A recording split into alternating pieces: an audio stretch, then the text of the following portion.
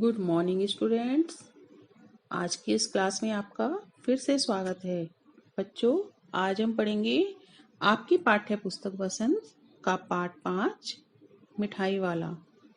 इस पाठ के लेखक हैं भगवती प्रसाद वाजपेयी। बच्चों, यह कहानी एक फेरी वाले की कहानी है और यह दिल को छू लेने वाली कहानी है जो खिलौने वाले, मुरली वाले और मिठाई वाले के रूप में बच्चों के बीच में आता है और उन्हें खुशियां देकर अपने दुख दूर करने की कोशिश करता है।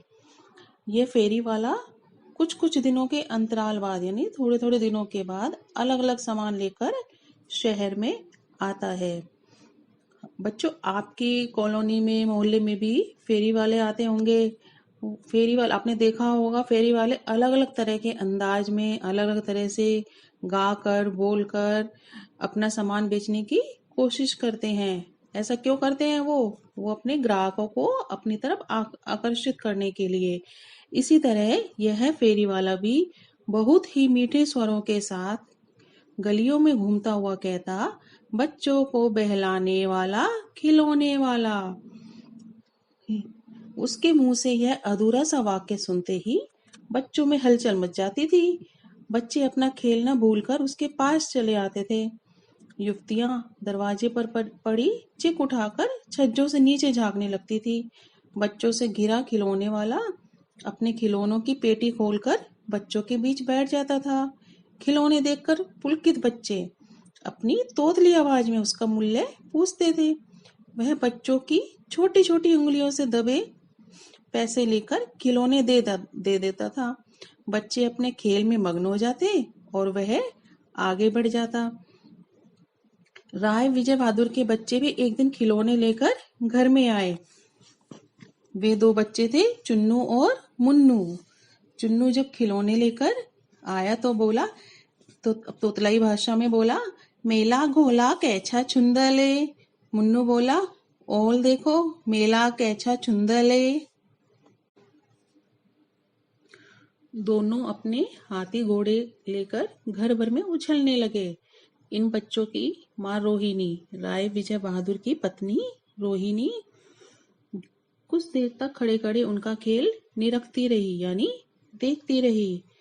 फिर उसने अपने बच्चों से पूछा कि खिलौने तुमने कितने में लिए? अरे ओ चुन्नू मुन्नू, ये खिलौने तुमने कितने में लिए हैं?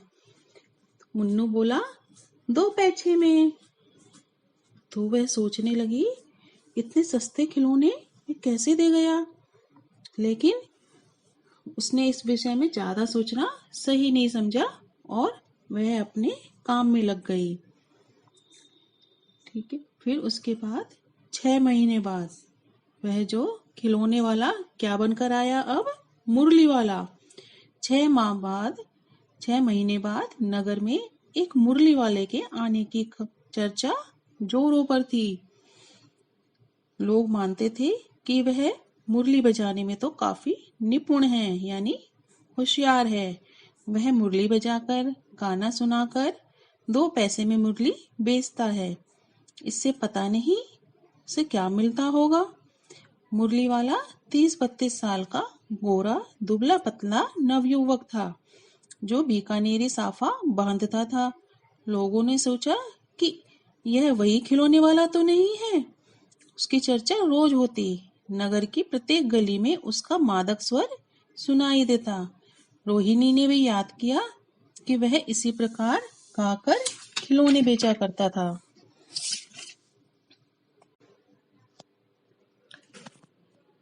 मुरली वाले का स्वर खिलौने वाले के स्वर से काफी मिलता जुलता था। बच्चों की आवाज सुनकर वह मुरली वाला बहुत खुश होता था। रोहिणी उठकर अपने पति विजय बाबू के पास गई। जरा उस मुरली वाले को बुलाओ तो चुन्नू मुन्नू के ले लूं। क्या पता यह फिर इधर आए ना आए। वे भी जान पड़ता है पार्क में खेलने निकल गए हैं। विजय बाबू एक समाचार पत्र पढ़ रहे थे। उसी तरह उसे लिए हुए वे दरवाजे पे आकर मुरली वाले से बोले, क्यों भाई, किस तरह देते हो मुरली? वो बच्चों की क्या प्रतिक्रिया होती थी जब वो मुरली वाले की आवाज सुनते थे? किसी की टोपी गली में गिर पड़ी, किसी का जूता पार्क में ही छूट गया और किसी की सोथनी ही ढीली होकर लटक गई। इस तरह दौड़ते हाँफते हुए बच्चों का झुंड आ पहुंचा। एक स्वर में सब बोल उठे, अम्बी लेंदे मुल्ली और अम्बी लेंदे मुल्ली। मुरली वाला बहुत खुश हो गया, हर्ष गदगद हो उठा। बोला, सबको देंगे भैया, हम लौट को ही जाएंगे। मैं सबको मुरली देकर जाऊंगा। विजय बाबू के दाम पूछने पर उसने बताया कि दी तो 3 पैसे की, पर आपको 2 पैसे में लगा दूंगा। तो विजय बाबू क्या बोले? विजय बाबू मन ही मन मुस्कुरा दिए और मन में सोचने लगे कि देता तो सबको इसी भाव से है, पर मुझ पर उल्टा एहसान लाद रहा है। फिर बोले, तुम लोगों को झूठ बोलने की आदत होती है। देते होंगे सभी को 2-2 पैसे में, पर एहसान का बोझा मेरे ऊपर लाद रहे हो। उनका कहने का मतलब है कि सबको 2 पैसे में देते हो, मुझे दिखा रहे हो कि 3 पैसे में देता हूँ, लेकिन आपको 2 पैसे में दे दूंगा। मुरली वाला एकदम अप्रतिभ हो उठा, यानी हैरान हो गया। बोला, आपको क्या पता बाबूजी इसकी असली लागत क्या है, यानी असली कीमत क्या है? यह तो ग्राहकों का दस्तूर होता है कि दुकानदार चाहे हानि उठाकर चीज क्यों ना बेचे, पर ग्राहक यही समझते हैं दुकानदार मुझे लूट रहा है। आप भला काहे को विश्वास करेंगे, लेकिन सच में पूछिए तो बाबूजी असली दाम 2 ही पैसा है। आप कहीं से 2 पैसे में ये मुरली नहीं पा सकते। मैंने तो पूरी 1000 बनवाई थी, तब मुझे इस भाव पड़ी हैं, यानी 1000 मुरलियां साथ में बनवाने पर 2 पैसे की पड़ी हैं।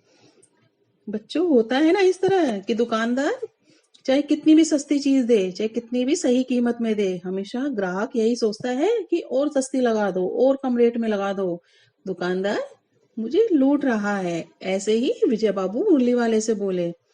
तो विजय बाबू बोले, चलो ठीक है, 2 मुरलियां 2 ठो दे दो, यानी 2 मुरलियां दे दो। विजय बाबू ने उससे 2 मुरली ले ली और वह मुरली वाला देर तक उन बच्चों के झुंड में मुरलियां बेचता रहा। उसके पास कई रंग की मुरलियां थी। बच्चे जो रंग पसंद करते, मुरली वाला उसी रंग की मुरली निकाल देता और बच्चों के संग बातों में लगा रहा। कोई, यह बहुत अच्छी मुरली है, तुम यही ले लो बाबू, राजा बाबू तुम्हारे लायक बस यह है। हाँ भैया, तुमको वही देंगे, ये लो, तुमको वैसी चाहिए ना, यह है। इस तरह वो बच्चों के संग बातों में लगा रहा और मुरलियां देता रहा। एक बच्चे के पास पैसे ना थे।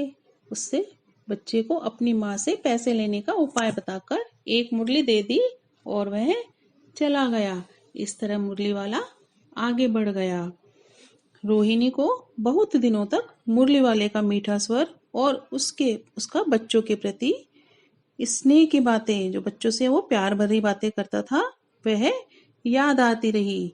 बच्चों के साथ इतने प्यार से बातें करने वाला फेरी वाला पहले कभी नहीं आया, और वह सौदा भी कितना सस्ता बेचता है। लेकिन फिर सोचने लगी, समय की बात है, बेचारा जो इस तरह मारा मारा फिरता है, पेट ना कराए जो थोड़ा, कि वही अपनी रोजी रोटी कमाने के लिए वह यह सब कुछ करता है। समय बीतने के साथ उसकी स्मृति भी क्षीण हो गई, यानी कि वो काफी दिन तक नहीं आता था, बहुत दिनों बाद आता था। तो पहले वो खिलौने वाला बनकर आया, तो फिर 6 महीने बाद आया, अब मुरली वाला बन के आया। तो धीरे धीरे उसकी आवाज, उसका स्वर क्षीण हो गया। बच्चों को बहलाने वाला, मुरलिया वाला, और काफी समय तक वो महीने के महीने आए और वह मुरली वाला नहीं आया। उसकी स्मृति भी क्षीण हो गई, लोग उसे भूल गए। अब 8 महीने बाद, सर्दी के दिन थे, रोहिणी स्नान करके छत पर चढ़कर आजानुलंबित केश राशि सुखा रही थी। आजानुलंबित यानी घुटनों तक लंबे, केश राशि यानी बाल, ये अपने बालों को सुखा रही थी। इसी समय नीचे गली में सुनाई पड़ा, बच्चों को बहलाने वाला मिठाई वाला। मिठाई वाले का स्वर रोहिणी तुरंत ही पहचान गई। यह स्वर उसके लिए परिचित था और वह नीचे उतर आई, छत से नीचे उतर आई। उस समय उसके पति मकान में नहीं थे। हाँ, उनकी वृद्ध दादी थी। रोहिणी उनके पास आकर बोली, दादी, चुन्नू मुन्नू के लिए मिठाई लेनी है, जरा कमरे में चलकर ठहराओ। मैं उधर कैसे आऊं? कोई आता ना हो। जरा हटकर मैं भी चिक्की ओट में बैठी रहूंगी, यानी पर्दे के पीछे बैठी रहूंगी। दादी उठकर कमरे में आकर बोली, ए मिठाई वाले, इधर आना। मिठाई वाला निकट आ गया, बोला, कितनी मिठाई दूं माँ? ये नए तरह की मिठाइयाँ हैं, रंग बिरंगी, कुछ खट्टी कुछ कुछ मीठी, जायकेदार, बड़ी देर तक मुंह में टिकती हैं, जल्दी नहीं घुलती। बच्चे बड़े चाव से चूसते हैं। इन गुणों के सिवा खांसी भी दूर करती हैं। कितनी दूं? चपटी गोल पहलदार गोलियां हैं। इस तरह रोहिणी ने दादी को मिठाई लेने के लिए कहा और वह खुद चिक्की ओट में बैठ गई। दादी उससे मोल भाव करने लगी। उसने 1 पैसे की 16 मिठाई बोली बताया तो बोली 16 नहीं 25। तो बोला, यह इतना दे रहा हूँ, यह भी बहुत अधिक है, इससे अधिक ना दे सकूंगा। रोहिणी दादी के पास थी, बोली, दादी फिर भी काफी सस्ता दे रहा है, 4 पैसे की ले लो। मिठाई वाला मिठाइयाँ गिनने लगा। इस तरह फिर दादी बोली, ठीक है, 25 नहीं तो 20 ही दे दो, मैं बूढ़ी हुई, मुझे मोल भाव करना ज्यादा आता नहीं। और दादी हंसने लगी। रोहिणी ने दादी से कहा, दादी इससे पूछो, तुम शहर में कभी और भी आए आए थे या पहली बार आए हो? यहाँ के निवासी तो तुम हो नहीं। दादी ने कथन दोहराने की चेष्टा की ही थी। मिठाई वाले ने उत्तर दिया, पहली बार नहीं, और भी कई बार आ चुका हूँ। पहले मुरली वाला बन के आया था, उससे पहले खिलौने वाला बनकर। रोहिणी का अनुमान ठीक निकला। अब वह और भी कुछ बातें पूछने के लिए अस्थिर यानी बेचैन हो उठी कि इन व्यवसायों में भला तुम्हें क्या मिलता होगा। तो वह बोला, मिलता क्या है, बस खाने भर को मिल जाता है, लेकिन जो नहीं मिलता वो भी पा जाता हूँ, बहुत कुछ पा जाता हूँ। संतोष, धीरज और कभी कभी असीम सुख जरूर मिलता है, और यही मैं चाहता भी हूँ। सो कैसे, वह भी बताओ। अब व्यर्थ की उन बातों की चर्चा क्यों करूं, उन्हें आप जाने ही दें। उन बातों को सुनकर बहुत दुख होगा। मिठाई वाला कहने लगा कि मैं तो फालतू की बातें मत करो, जो बीत गया सो बीत गया, उन बातों को मत छेड़ो। तो रोहिणी बोली, जब इतना बताया तो और भी बता दो, मैं बहुत उत्सुक हूँ, तुम्हारा हर्जा ना होगा, यानी कि तुम्हारा कोई नुकसान नहीं होगा, मैं और मिठाई भी ले लूंगी। रोहिणी के पूछने पर वह मिठाई वाला अपनी करुण कहानी सुनाने लगा। वह बहुत गंभीर हो गया। उसने बताया, वह भी अपने नगर का एक प्रतिष्ठित व्यक्ति था, बहुत इज्जतदार आदमी था, भगवान का दिया सब कुछ था, परिवार, बच्चे, संपत्ति का वैभव। लेकिन दुर्भाग्यवश अब उसके पास कुछ भी नहीं था। यही सोचकर कि उसके वे बच्चे कहीं ना कहीं इन्हीं बच्चों के रूप में जन्मे होंगे, वह इनकी खुशी में ही अपने बच्चों की खुशी देखकर संतुष्ट हो जाता है। वह अपने उन्हीं बच्चों की खोज में निकला है। वह इतना कहते कहते मिठाई वाले की आंखें भर आई और भावुक होकर उसने बच्चों को मिठाई दे दी और पैसे भी नहीं लिए, और उसने अपनी पेटी उठाई और आगे चल दिया। दादी बोली, अरे अरे, पैसे लिए जा। तब तक आगे सुनाई पड़ा उसी प्रकार मादक मृदुल स्वर में, बच्चों को बहलाने वाला मिठाई वाला। तो बच्चों, कैसी लगी आज की ये कहानी? अच्छी लगी ना? दिल को छू लेने वाली। बहुत पसंद आई होगी आपको कि किस तरह वो मिठाई वाला कैसे मादक मृदुल स्वर में गा गा कर चीजें बेचता था, तरह तरह की चीजें लेकर आता था और बच्चों को खुशियां देकर अपने दुख दूर करने की, अपना दुख बांटने की कोशिश करता था। वह बच्चों की झलक पाने के लिए बच्चों की चीजें, तरह तरह की चीजें बच्चों को लाकर बेचता था। तो यह कहानी हमें नकारात्मक परिस्थितियों में भी आशावादी दृष्टिकोण और सकारात्मक सोच का संदेश देती है। ओके बच्चों, थैंक यू।